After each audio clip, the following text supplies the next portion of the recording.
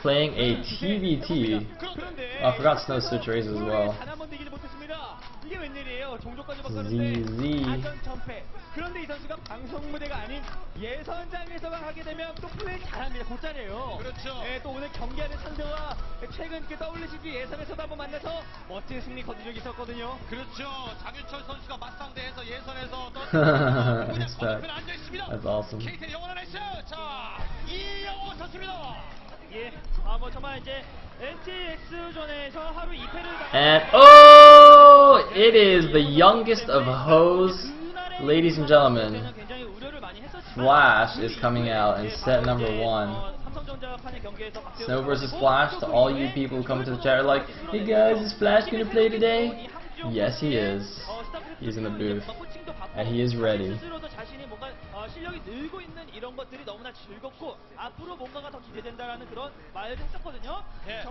Alright.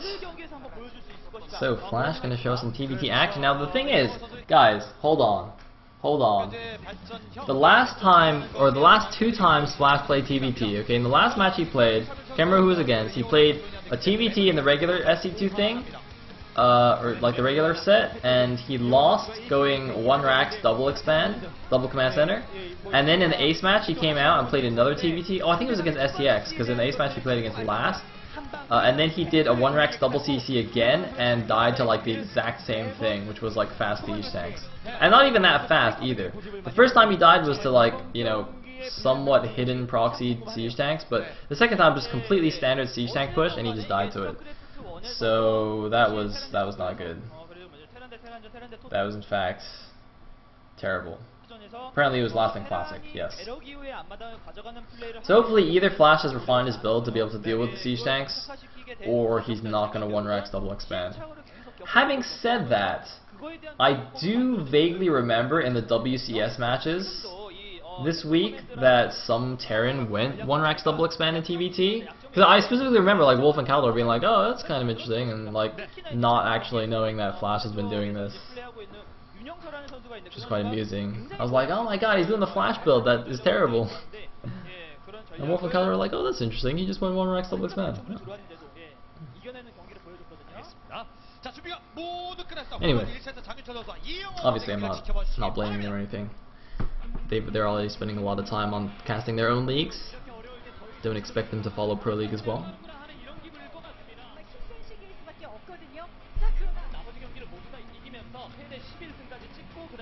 What is full-time SE2? Probably like 14 hours a day.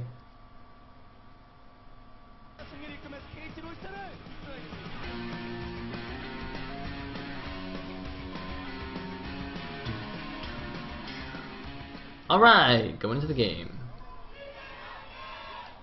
In the top left is the red Terran. We have Snow.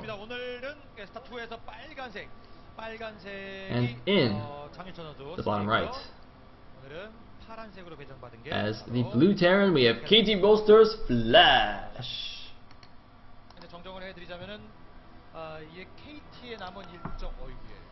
Alright, so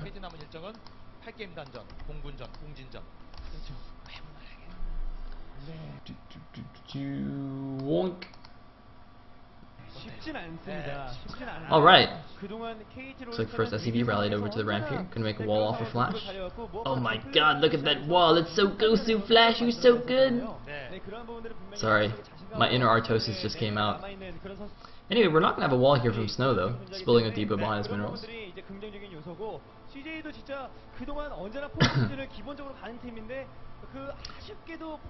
And that is very neat handwriting from that lovely Fango. I love how she's like peeking out behind the sign. It's so cute, it's like a little kid. And oh, look at this, we have a gas first build from Snow. That's very interesting, look at that. Presumably, well, it could be going for fast banshees or some kind of 1-1-1. recently we did see some Terran go for this kind of fast gas build, and I assumed it was Banshees at the time, but he did just go for like a Hellion drop. I think it might have been, who was it? I think Sky High was playing in the game, but I don't know if it was actually him doing it. I think it might have been the guy who was playing against him. But yeah, normally I would assume this is Banshees, but since I've seen otherwise, I'm not really sure.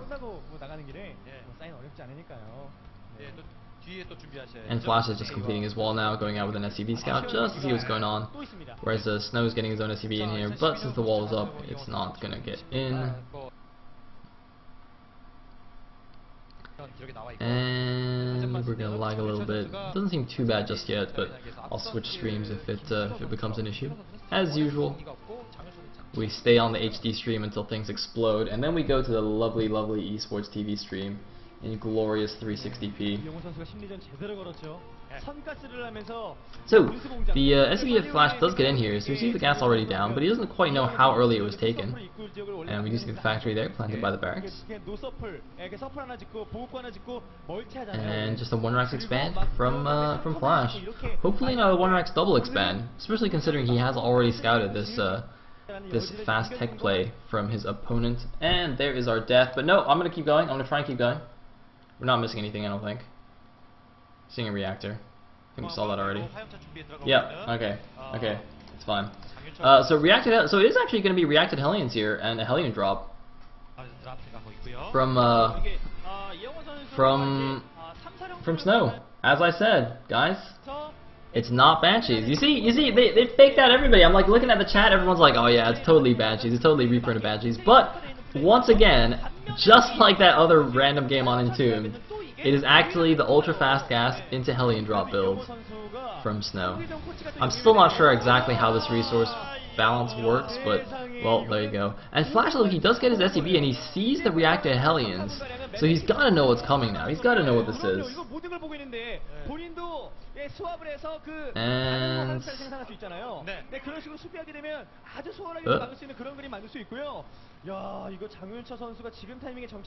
well, he's got a bunker at the front. See if anything in the main. He's got his own reactored Hellions, and that could be quite interesting. He's building a depot at the top, so he's going to be able to spot any drops in advance. And this is probably a good response. This is actually identical to the game that I was talking about earlier on in Tombs. I wish I remembered who the players were. I'm fairly certain it was Sky High versus somebody. But essentially, the guy who was defending the Hellion drop also went reactored Hellions, and so he took like almost no damage from the initial drop, but then eventually just lost anyway. And here we go. The drop is coming in here. A couple of Hellions, a couple of Marines, and a couple of SCVs going to defend that quite easily. I think just losing one SCV there that built that depot, and now a couple more Hellions are out. So that drop is done, well, it's done absolutely nothing here.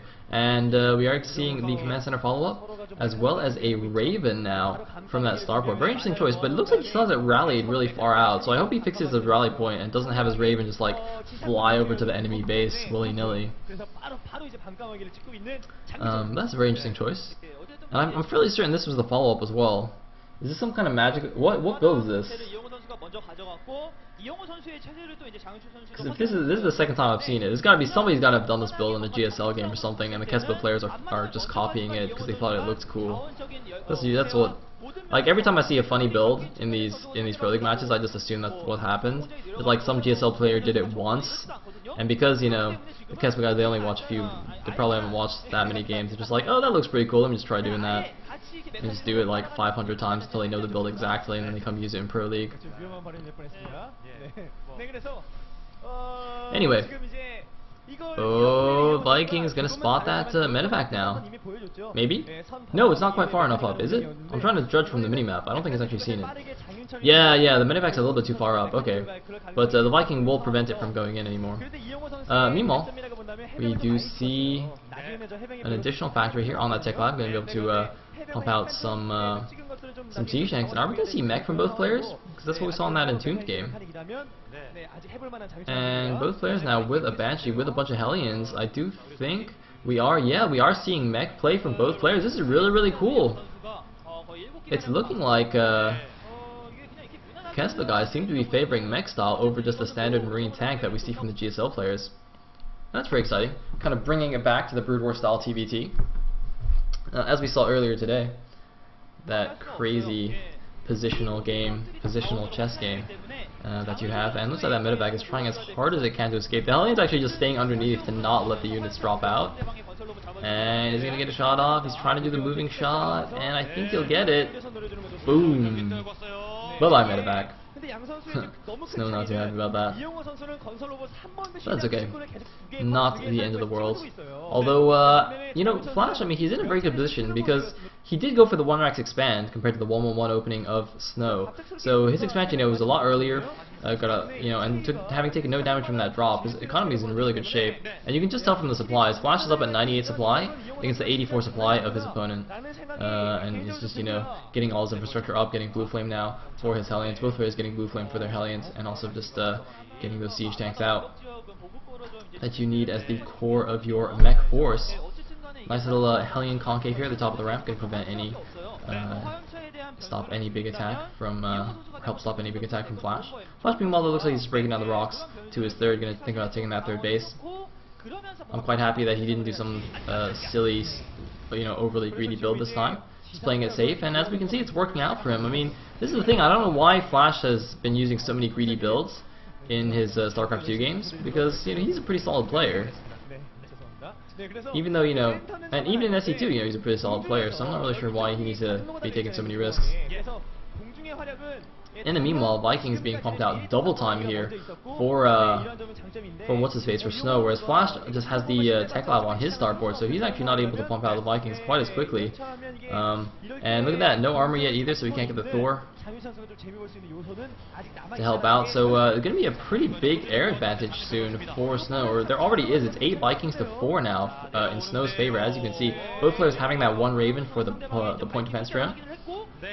And are we gonna have an air engagement? Looks like, he might catch some of these Vikings here. He's running around. I think he's looking for these Vikings. He knows those are the only anti-air here. He's not afraid of any Thor or anything like that. And here we go, he's moving in. The ground units are moving in. There's one Marine supporting from the low ground, but instantly taken down. There's like a little silhouette of a PDD, I think, but I don't know who did that. It looks like, that's Flash's PDD, but that's so late.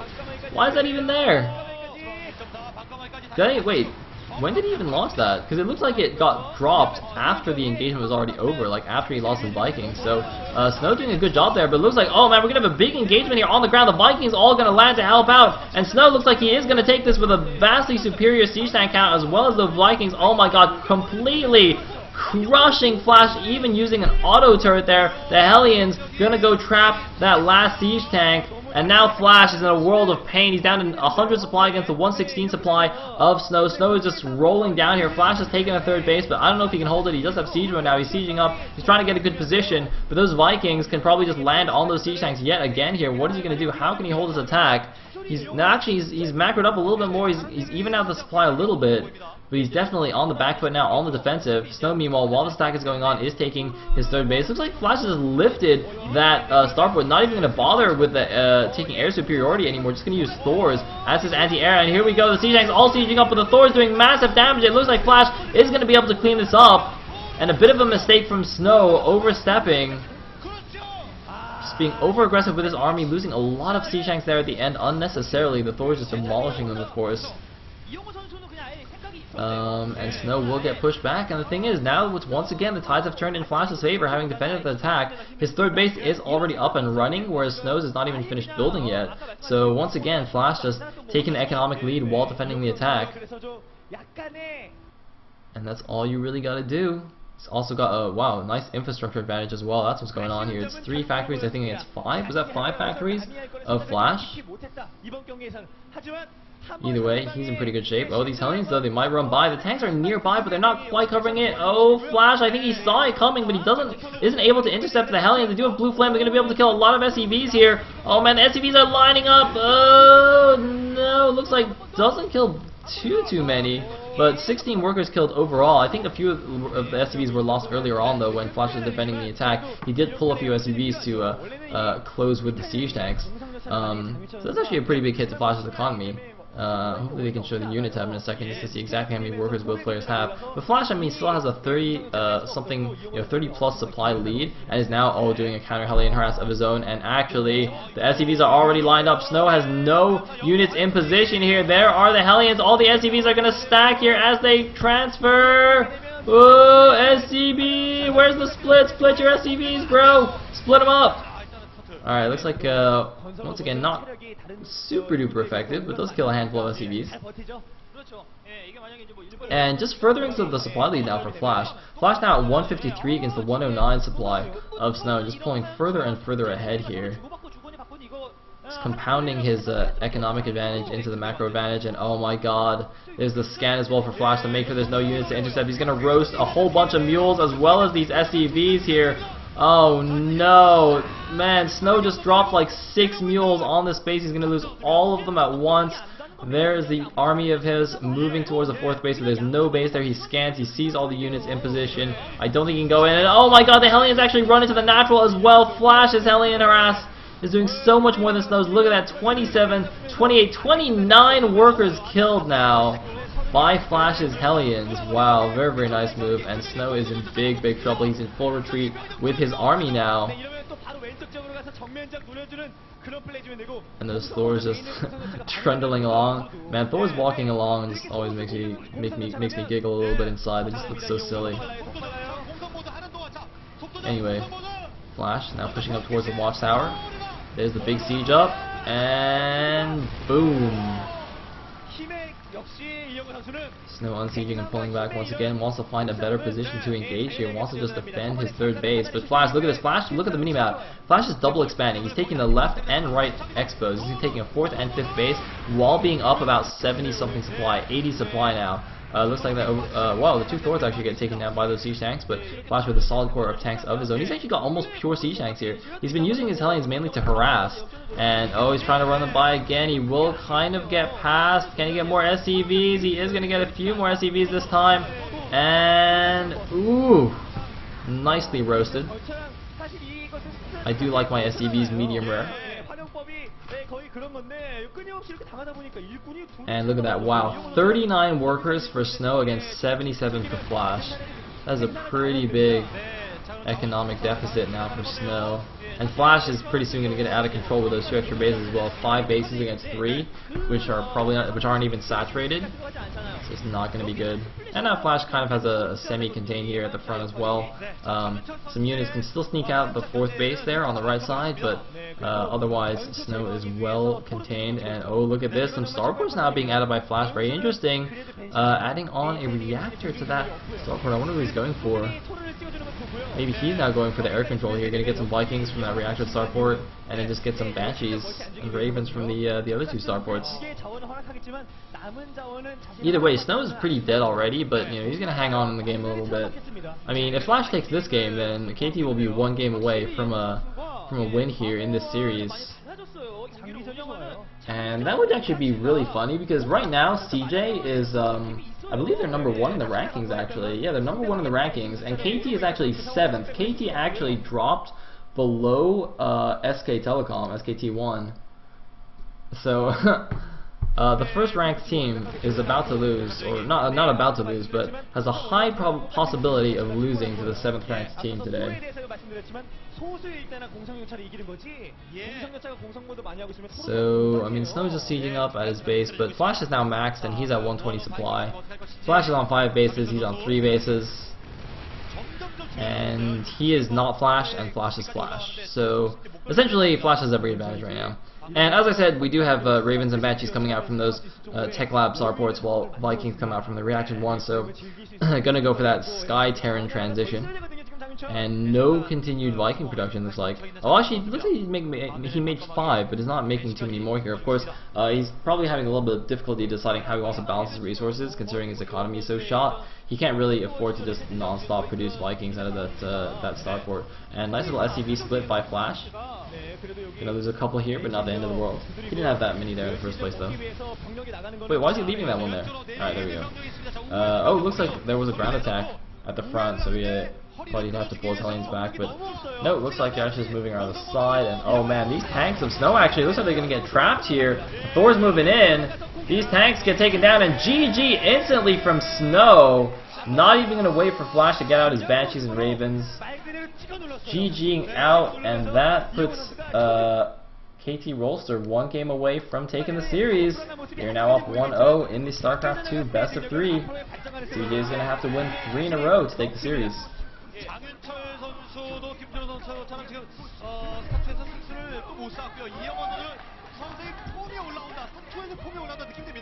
이영호 선수가 이제 이 스타크래프트 2에서 처음에 플레이했을 때의 느낌 자체는 경기를 그냥 뭔가 빌드의 그런 상성 관계를 통해서 이기려고 하는 그런 모습들이 많았거든요. 뭔가 빌드 상황에서 우위를 점하는 그런 쪽으로 방향을 잡았다라면 지금은 뭔가 바뀌었어요.